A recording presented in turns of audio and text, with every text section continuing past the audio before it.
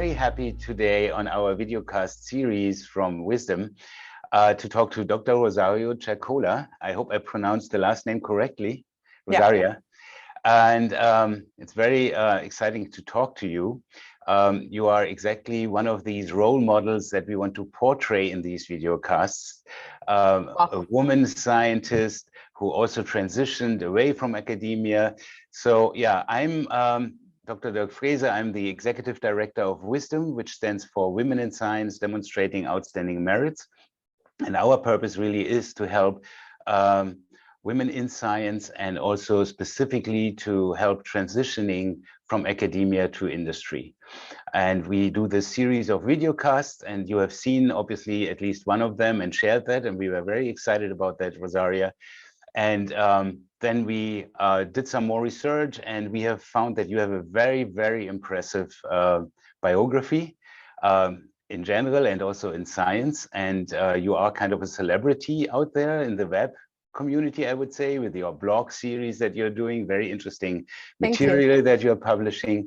And I'm excited to talk to you about that. Do you want to give us some background where you're coming from and where you are currently are? And you went through many continents in the meantime in your scientific career. Please give us some insight into your background. Yeah, I have. First of all, thank you for having me here and for empowering women with what you're doing. This is very important that we see what's out there and what people actually can do, you know, because if you don't know, you really don't go for it. Very briefly, I am from Italy, where I studied chemistry for my bachelor and for my master thesis. And then I moved to the UK in York for my PhD in physical chemistry. I've spent there 4 years, and during my PhD, I realized that there was something outside of, you know, doing research and being in the lab. For us, for me, there was something else that I could be looking at. It took me some time to actually realize that that could become a career. So I started doing some volunteer work for some websites for science communication, so ChemBites in particular. And then since I was a physical chemist, I've done something for Physics World as well, the Journal of the IOP. And then I've done some outreach as well. All of this was volunteer, but it helped me realize that, you know, I wasn't only the confined in the scientist box, as you may have read on the website. And after that, yes, I've moved to the US for a little while because my husband is a postdoc. So he's postdocing there in Texas, but in the meanwhile, I've been, you know, doing a little bit of freelancing. I wasn't working exactly, like, you know, full time. And then I applied to this magic job. I think it's perfect for me in EMBL, in communication. I am working as an editor at the a Science in School, which is this non-profit journal for science teachers around Europe, but actually it's open worldwide. We try to connect. We are published and funded by Aeroforum, so that's a network of European research organizations, and we try to connect students with these organizations. But we also provide, you know, some cool teaching activities to show children and young adults that science is not just the, you know, stuff that you learn. It's something that you do, and, you know, it's something that it's within anyone. The curiosity that, and the game as well. There's also a playing part. Absolutely. Important. Yeah. So, yeah. I live in Germany now, and I'm working there. So you're working in Heidelberg, where the EMBL is. Just to explain what the EMBL is, perhaps for some of our listeners, that's a European Molecular Biology Laboratory, and yeah, they are doing exciting work in molecular biology, I think, and funded by, I think, many countries around the globe. And that's where you are obviously an editorial assistant, as far as I know. And you mentioned something very interesting, curiosity. I'm also a very curious person, and this really sticks to me a lot. And you are right. We as scientists sometimes are portrayed as just working in the lab, talking to nobody, being incapable of communicating, doing boring things. But we are normal human beings, like you said already. There are more facets to it. And you are publishing very exciting articles who help understanding that, I would say. What I have recently seen from you were two things about, I think, carbon dioxide fixation to avoid or to counter global warming. That was interesting. And then there was another one about paintings, old paintings, how they can be restored with these old paintings, what you found out chemistry-wise there about cadmium-based paintings. Do you want to just shed a little glimpse on both of these things, which are close to your heart, obviously? Yeah, of course. Well, as you know, everybody knows right now, we are in a massive, we have a massive amount of carbon dioxide lying around. I mean, in the air, and it's carbon negativity. It's something that looks like it's really far from where we are at the moment, and we would like to reach all of these goals, but we're not really. I don't think we're that close to them. So I stumbled across actually this nice article about carbon fixation, and actually it's carbon subtraction from the atmosphere. Yes. So basically, there are these companies I had no idea about. They have these huge funds, and most of them are, of course, where CO2 is mostly produced. So outside, no, it's not fabric. Sorry, I'm missing the English word at the moment. Large industrial companies, producing that, yes. Outside the industry. And then you fixate it there again already, Yeah, and then in some cases they're actually using some hydrothermal power in Iceland, and they're just bringing carbon back to the underground, which I think is quite cool. At some point, that becomes a stone again. So in a way, we got it from the underground. We're bringing it back. We're bringing it back, yeah. Yeah, it's so not these are good immediate. examples. These are good examples of applying science, and therefore that you communicate that is so powerful for young people to see. I'm not just doing research for research itself. It really could help the globe, and that's so powerful. Very, very interesting work. And that's the point of science, isn't it? It is.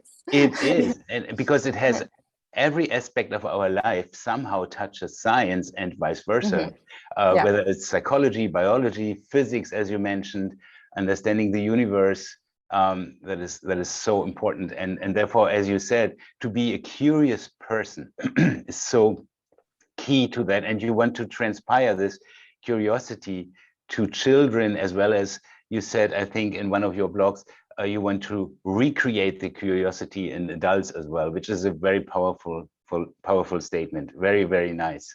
Thank you. And what I really like about when we are talking about women in science, you have been in various countries. You are currently working in Germany. You worked and did your studies in Italy. You have been in the US. You have been in the UK. When you compare all of these, is that a common theme that women scientists have obstacles to overcome, or are there differences culturally, or is it everywhere the same that you've seen? This is quite complicated to answer. I'll try to be, I'll try to give you a complete answer. I don't think I've had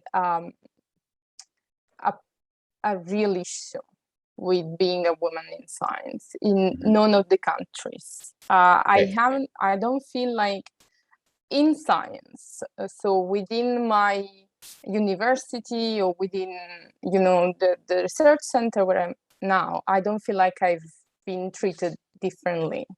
I'm not saying that there isn't something systemic there. I'm just saying I haven't seen anything specific, any difference between, how a male colleague was treated and how I was treated. I think I was, except for, something like someone comes in the lab and talks to the guy and not to the girl. So these subtle that happened. Things. Yes. Absolutely. Okay. Yes. I think the main issue that I found is something that it's of course it comes from the outside, but it's actually so I'm gonna say it's so it comes from within. I don't know how to say. It's just all my life I've heard that as a woman. Maybe I'm not as bright, or maybe I haven't heard it like easily heard it, but all of these micro sort of things, and I think the main issue I've had everywhere has been fighting the imposter. That, always telling myself, it's not that you know enough, you should try, just throw the heart, over the obstacle. But this is something that I've only learned in the UK. So before that, I had no idea I had this thing. I just knew that I had some issues when I was going to an exam, that I was always feeling super anxious, and I wasn't prepared 100%, blah, blah, blah. In the UK, I've learned about the imposter, and I've learned that many people feel that. And that helped me a lot, realize that it was there, so in the back of my mind all the time, and also that it's on the back of many minds. So if I see you, the smart person, and I see you brilliant as a brilliant scientist or a brilliant person, but you tell me that you always feel an imposter, then maybe I can find a little bit of peace. I don't know if it makes sense. Yeah. It does. And interesting that you said you learned that in the UK. And these are interesting topics, but you just mentioned two things stand out to me.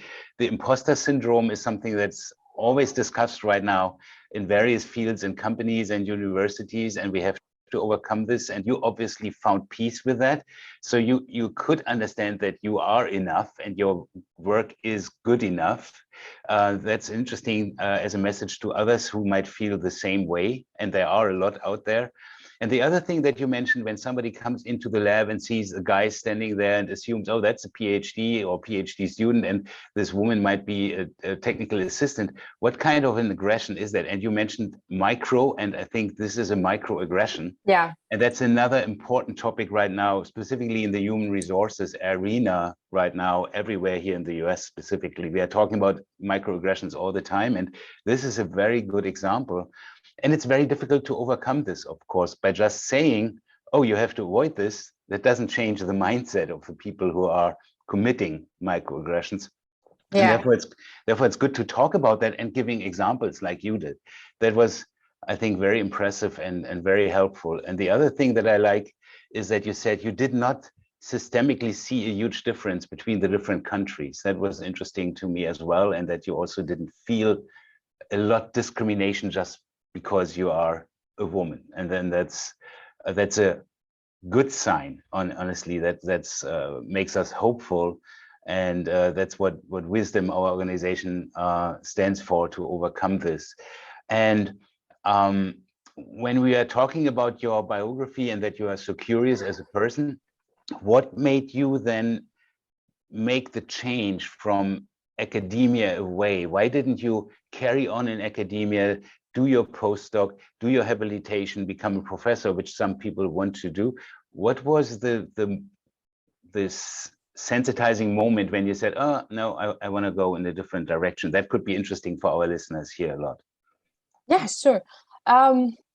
Well, I've done a lot of thinking about my PhD, and you may have read it as well. Yes. Why I went into a PhD and what was the reason I've done some things. And I'm not sure I did a PhD because I really wanted to pursue a career in research. I think I did a PhD because it seemed the only way forward to me. Mm-hmm. But while I was doing it, being outside of Italy, I realized, I think that was the key, being outside of Italy. Definitely was the key. I realized that there were many other things that I could do, and that I preferred doing, actually, to being in the lab and doing some research or doing some data analysis. It's not me. I think I am more curious about everything, and I don't like just putting all of my energy and my thoughts in, that small project that you carry, or your research. I mean, I'm really happy that there is someone that wants to do it, but I'm not gonna take their place because it's not me. And I'm really glad that I found my call. I think I found my call. I don't know. I may change my mind again in 5 years. I may decide to do something else, but I think it's important to realize that there are not just two ways, forward once you get a PhD. Once you get a PhD, yes, that was key. Sorry, mate. That was key. Absolutely. And that's an important message, Rosaria, because that you're not stuck into a career path, and because there are various opportunities, as you just said, and the funnel is very open to go in various directions. And you said something else which is important. It does not mean that 5 years from now I think the same way, and perhaps I go back to science. So that's possible, and that should be possible. I think so as well. When you are interested in a lot of things in life, and you should be, otherwise you cannot tackle these issues that are out there.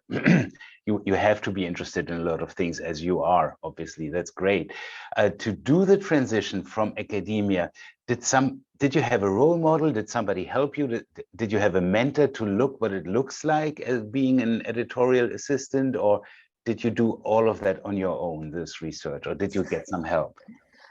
Okay, so I didn't really have any proper mentor.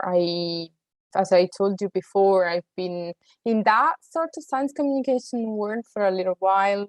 During my PhD, I realized I liked it, and then I start looking for jobs in the area.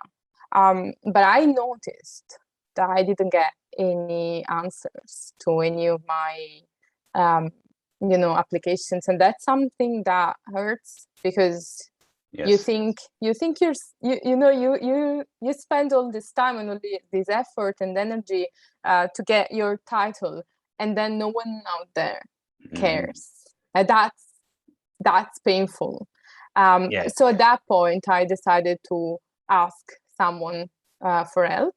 Yeah. And there is Vi, I don't remember her surname, for Free the PhD. She helped me, tailoring my CV, my cover letters. She helped me prepare for my interview. Yeah, that's absolutely the key as well. That was very. Huge. That's a good point that you mentioned that, Rosaria. That's also what we already did, some live meetings to help people. How do I present myself in interviews? That's something you don't learn in your scientific career. No. And then you need it from one day to the other. And it's great that you mentioned that. That's very helpful.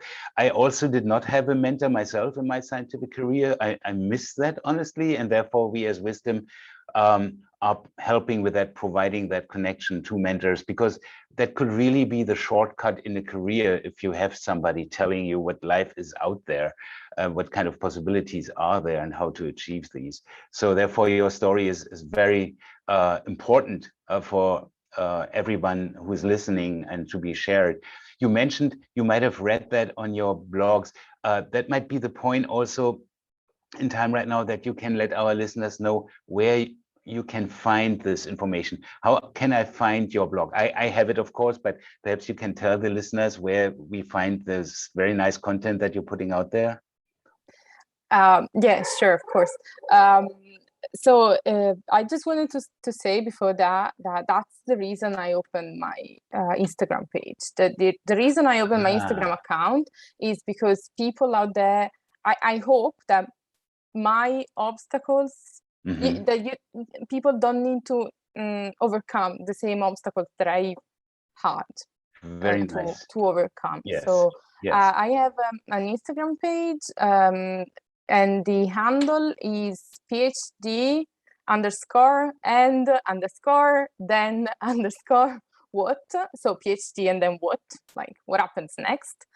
And there is this blog as well, which you'll find the link in my bio from Instagram, but the website is rosancia.com. And currently you are in Heidelberg at the EMBL, as we said before, a very famous institution. I think there are also very famous Italian scientists who have been there in the past. I don't know whether currently as well, but that's a very nice institution also to look up, I think, for our listeners, because they did really breakthrough science in the molecular biology arena, I would say. Absolutely. So that, I think, was a very interesting talk to and really underlying and put some face to your blogs and Instagram stories, which are really so nicely put together. They are a testament of your very good communication style and story and what you are doing there as an editorial assistant. We as Wisdom really enjoyed having talked to you, and I now also give our handles. As you said, the Instagram handle for Wisdom is women_in_science, or our website is womenin.science, and you find us on LinkedIn as well under Wisdom, which stands for Women in Science Demonstrating Outstanding Merits. Thank you so much, Rosaria. It was a huge pleasure. We wish you all the best for your future, and we would love to stay in touch with you, and we hope everybody who is listening is getting in touch with us if there are any questions regarding this video cast, and we would definitely relay these questions to Rosaria and come back with answers to these. Thank you so much. Have a great day, and goodbye. Thank you so much for reaching out and for giving me the opportunity to talk about these things that really close to my heart. So thank you, and for everyone that is curious about anything, feel free to reach out. Thank you. Thank you. Goodbye.